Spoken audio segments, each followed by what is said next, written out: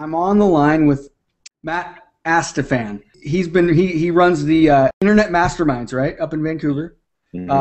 Director and founder, I guess, of the couple different workshops. The Social Media Workshop, which is basically a certification program for people to get their social media director certification, and he teaches people and business owners all throughout the British Columbia area. I mean, we've hung out at various different events. I mean, Matt's always at every single event. Every single time there's an event where you can learn more and take your business to the next level, I mean, you're there. And I know I've seen just testimonial after testimonial after testimonial, and he really just shows, whether it's a small business like you said, whether it's somebody that owns a mortgage company or an insurance company, or if it's somebody that's literally a social media somebody that offers social media services. You've kind of have been able to help people in all those directions.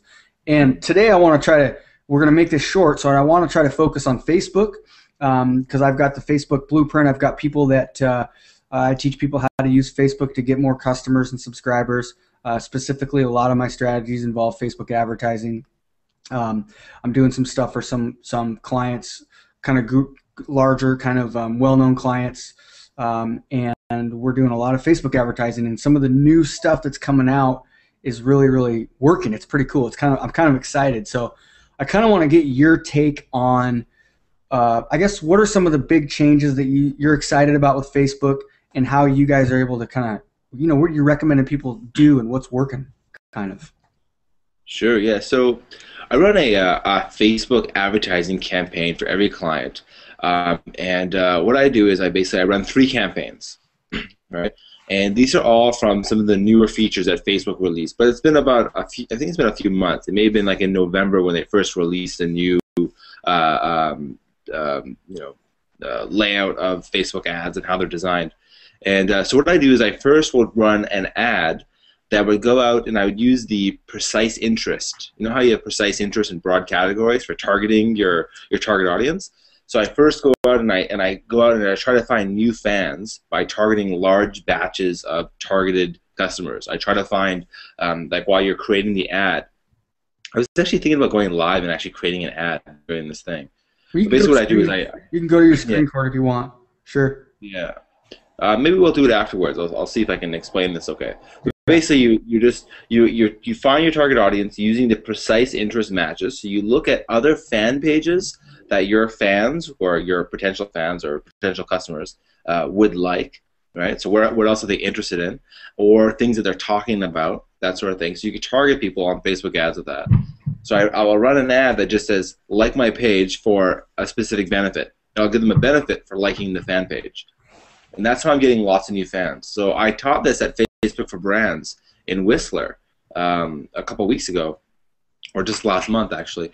And one of the guys there, he put it into play, and he ended up getting 11,000 fans for like $100 using Facebook ads. Now, was he doing like this if you like that kind of thing? Not going to like a light gated page so they can like it right on the ad. Page. Nothing. Yeah, just like my page for a specific benefit. He would just give them a benefit for liking the page. Right. So it was interesting though, because with his page, it was very very targeted, because he sold bongs and pipes for marijuana online. We are in the Northwest, so if you're watching this from somewhere else, we are in kind of the marijuana capital of the world here. Portland, so what happened was he sent me an email saying, I'm getting these great results, like check it out, right? And I looked at it. And I said, how much have you spent? He's like, $27. I'm like, are you sure? I was like, he had like 5,000 clicks at this point, right? What? Yeah, 5,000 new fans. And I was like, what the fuck? So I said, hey, I'll offer you a free consultation. I got to look at your dashboard. And I was afraid he was doing something wrong and overspending and not realizing how much he was spending. He was really not. Right. Yeah, so I logged into his dashboard with him, and he was doing it all right. But what he was doing was targeting people in California that liked particular things related to smoking weed, basically. And I guess because people were so passionate about that topic, right? Right. And so maybe that's why it works so well, and But I've been testing more with it, and I think the key is when you're looking to get new fans is. Okay, like for example, for me, I try to get fans in Vancouver, right? Because my workshop's all Vancouver-based. So when I go and I'm targeting on Facebook ads and I choose Vancouver, and then I go to precise interest and I go people in Vancouver that like social media, my numbers go way down very fast, right? And you need to get, if you want to get lots of fans for very cheap, you need your where on the right-hand side on Facebook ads where it tells you your expected reach, you need that number to be as high as possible, in the hundreds of thousands or millions. And so when this guy was doing it for his weed smoking thing, he had the numbers in the millions, right? And that's why he's paying fractions of pennies for his new fans, right? Whereas for me, when I want to target people in Vancouver, I can't get in the millions. I can't stay targeted and be in the millions. I think there's, I can't remember what the population is in Vancouver. I believe it's like 9 million. I could be wrong, right? So I think he was around 3 million that he was targeting because he was targeting people in California that like smoking weed and, you know, that sort of thing. He was more specific than that, but I'm just giving it as an example, right? So, but basically that's the first campaign, is to run that ad and to find an audience that's large but targeted. Yeah. So do they, now one question I want to clear up, when somebody clicks on that ad, do they go to, what happens? Well, the ad itself has a like button on it. Right. And then if they click on it, he could choose to send them to a tab, you know, with a like gate and all that, but he just sent them right to his timeline. Okay. And then he says, like my page, and then get something for doing that? He just said, like my page, like, I don't know what it said, I can't remember. I think he said, like my page, you know, if you love 420. Right, okay, that's exactly, okay. Yep. Yeah. Okay.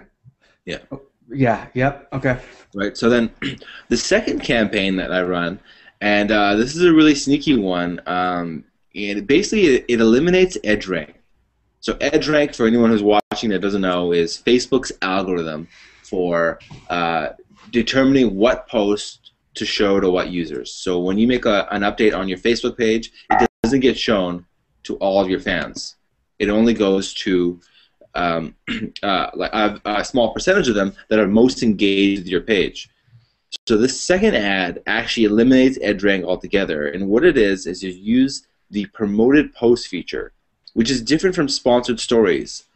Promoted posts is when you go into Facebook ads and you set up a promoted post. And actually, this is what I want to do live, as a matter of fact. I'm going to open this thing up right now. Page post ad, right. People will maybe get confused about here. So hang on, I'm just going to share my screen with you. Yep. Yeah, it's really, really confusing when it comes to a promoted post right from the post, or like a page post ad when you're in the actual ad campaign manager and you're promoting a post.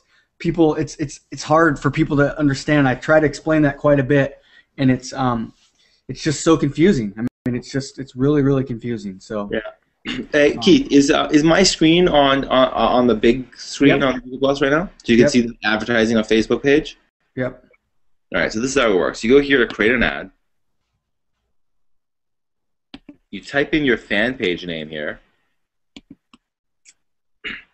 And you click here on Promote Page Posts. And then what you do is you just check this box that says Keep my ad up to date by automatically promoting my most recent post. Then you scroll down. You can choose all the that you have fans in. Okay. You can do an age thing if you want to, but the key here is just to go over here and go only people connected to your fan page, two-way friendly. Right. So in Canada and the U.S., I have 1,380 fans on my page, and then I set this here to $1 a day, and I can name it whatever I want.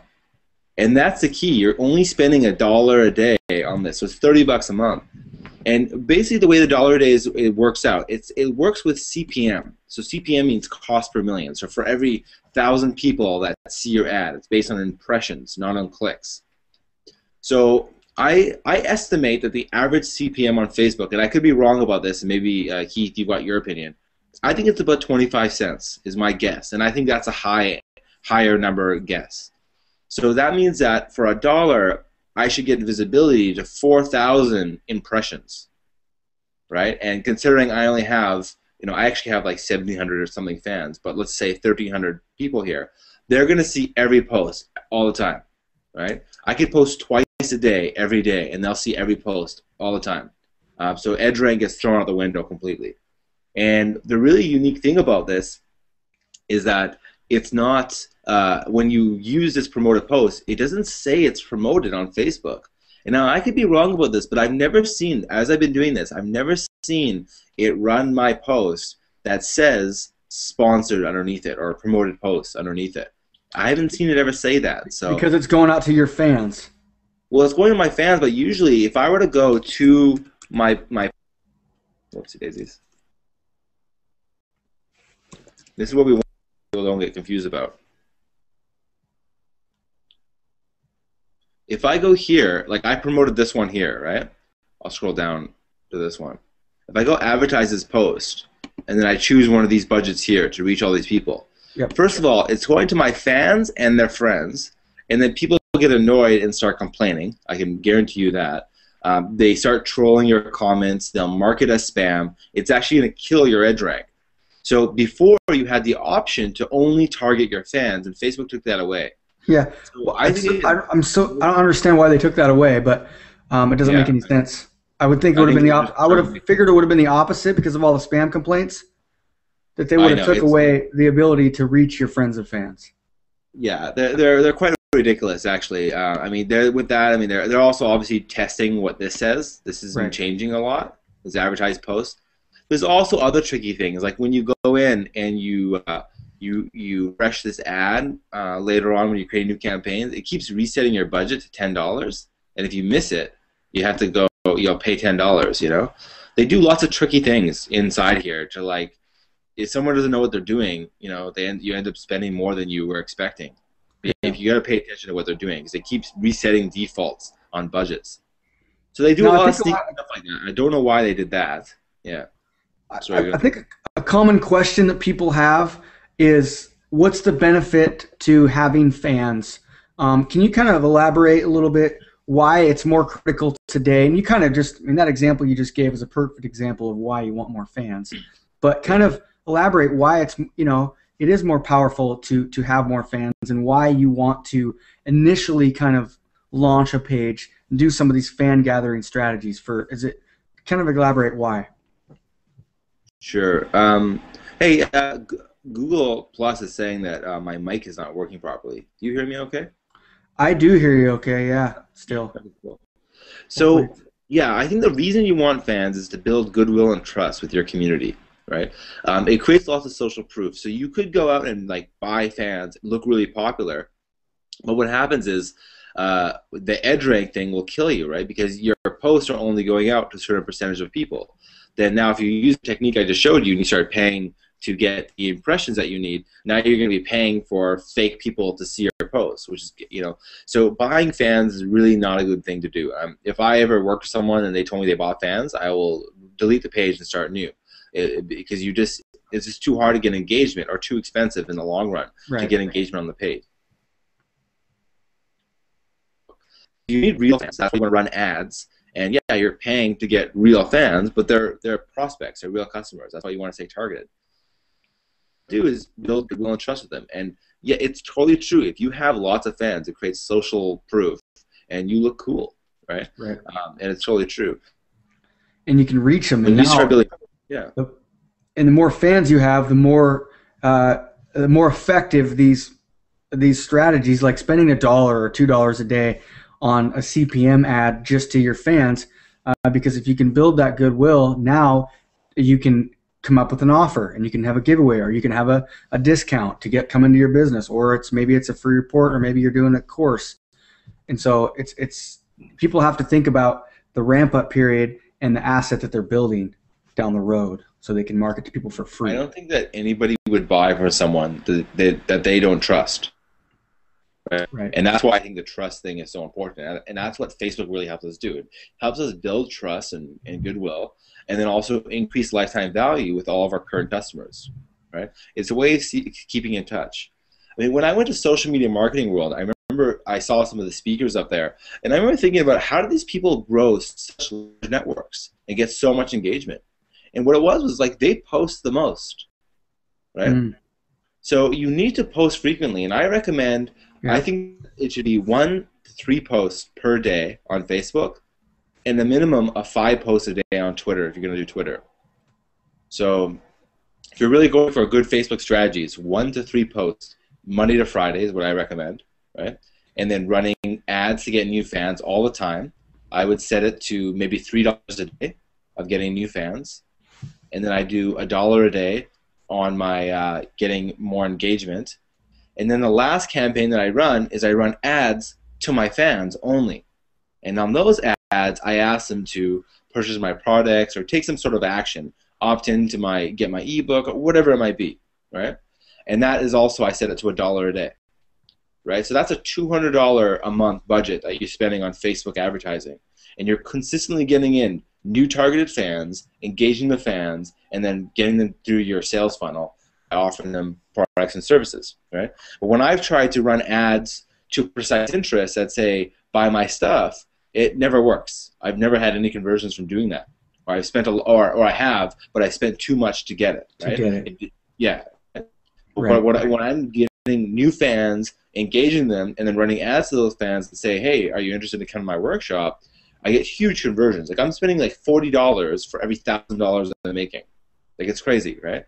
So that's really, I think, the industry standard technique for doing this. And I actually learned this while I was working with a Facebook ads rep. And he was kind of explaining to me a few different concepts.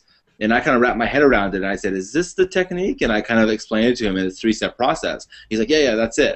And I was like, okay, good. Right? So I kind of, in a sense, I kind of got it from Facebook themselves indirectly. And I ended up kind of making it up afterwards. But I mean, those are the 3 campaigns. And inside each of those campaigns, you create different variants of all your ads. You always create multiple versions of your ads. That way you can optimize. And you want to look at your click-through rate, right? And your click-through rate is the performance of how well your ads are doing, the percentage of people that saw your ad that actually clicked on it. That's a click-through rate. And I try to keep my click-through rate around 0.5%. I find around that range, I'm usually getting fans for under 30 cents a fan. And sometimes we get them for pennies, 5 cents, a penny, nickels. So, gotcha.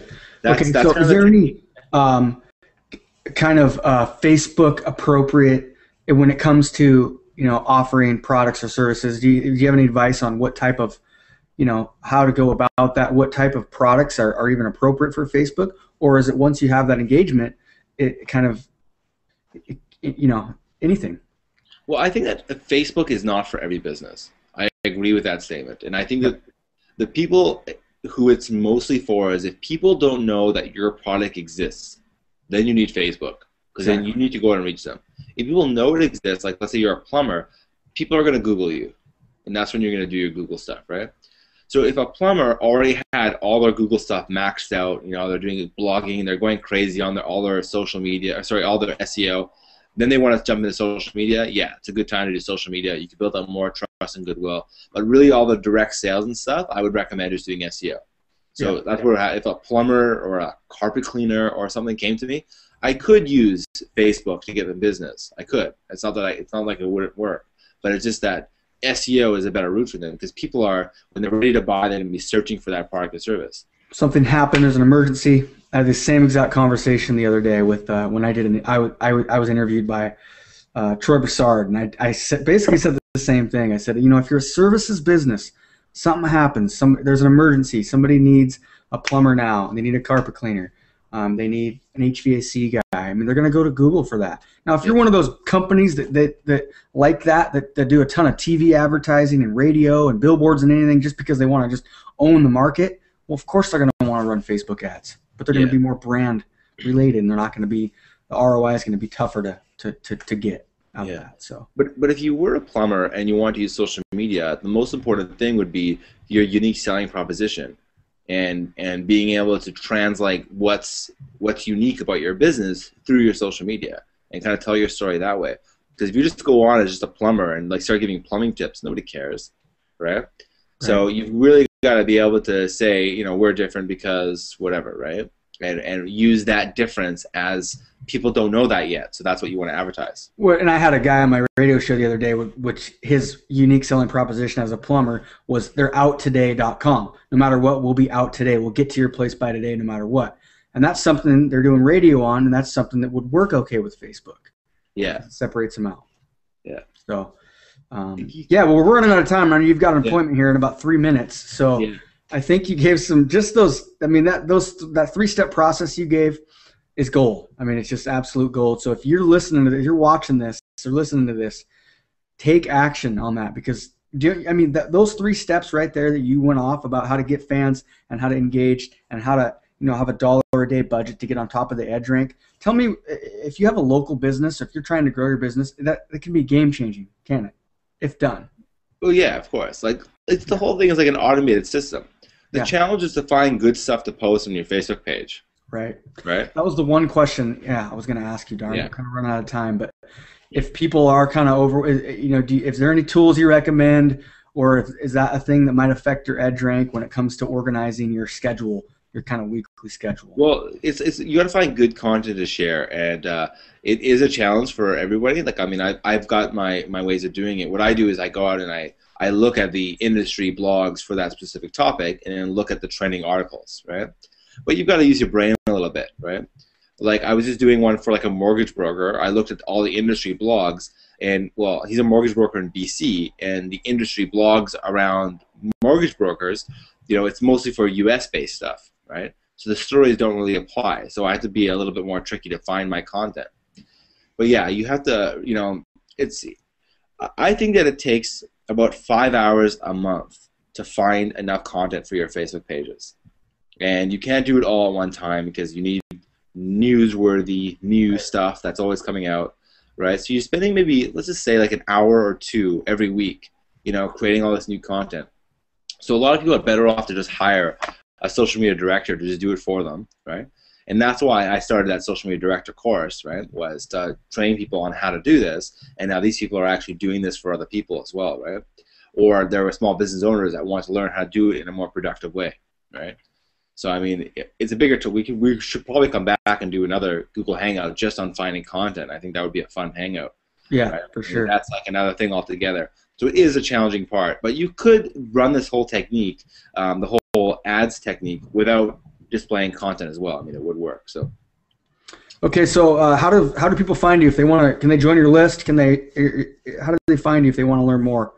Yeah, webfriendly.ca is my website, and I also have my own personal blog, which is mattsmedia.ca. So webfriendly and Matt's Media. Webfriendly.ca. I'll make sure to put the URL there, and then mattsmedia.ca. All right, Matt, appreciate you coming on. I appreciate the awesome information.